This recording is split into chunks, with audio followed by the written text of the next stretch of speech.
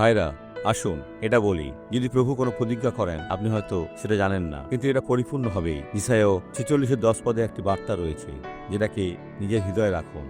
ঈশ্বরের বাক্য বলে, আমি শেষের বিষয় আদি অবধি জ্ঞাত করি। সদাপ্রভু আগেই ঘোষণা করেছেন শেষ কেমন হবে। তিনি আরম্ভ থেকে অন্তিম সমস্তটাই জানেন। যা সাধিত হয় নাই তা পূর্বে জানাই, সেই সমস্ত কিছুই সাধিত হবে। ইহা বলে, আমি বলি, আমার মন্ত্রণা স্থির থাকিবে, আমি আপনার সমস্ত মনোরথ সিদ্ধ করিব।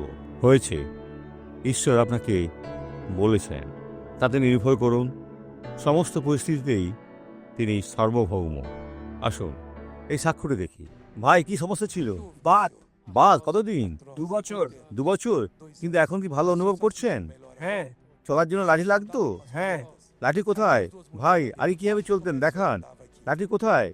ভাই দেখান, আগে কিভাবে চলতেন? পারতেন না? তাহলে এখন এই লাঠিগুলি ছেড়ে দিন। আর আপনার নাম কি? রোবাটো। তাহলে রবার্টো, এখন যিশুর নামে চলুন। বন্ধুরা, এটা দেখুন, দেখুন বন্ধুরা।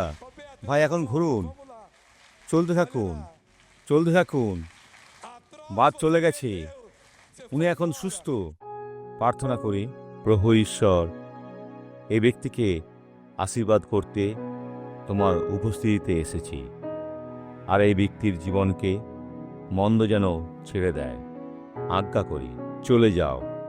মন্দ এই জীবনে থাকবে না। মন্দকে ধমক দিই আর বলি, খ্রিস্ট যিশুর নামে আশীর্বাদ লাভ করুন। সুস্থ সুরক্ষিত থাকুন, আর দিন শুভ হোক।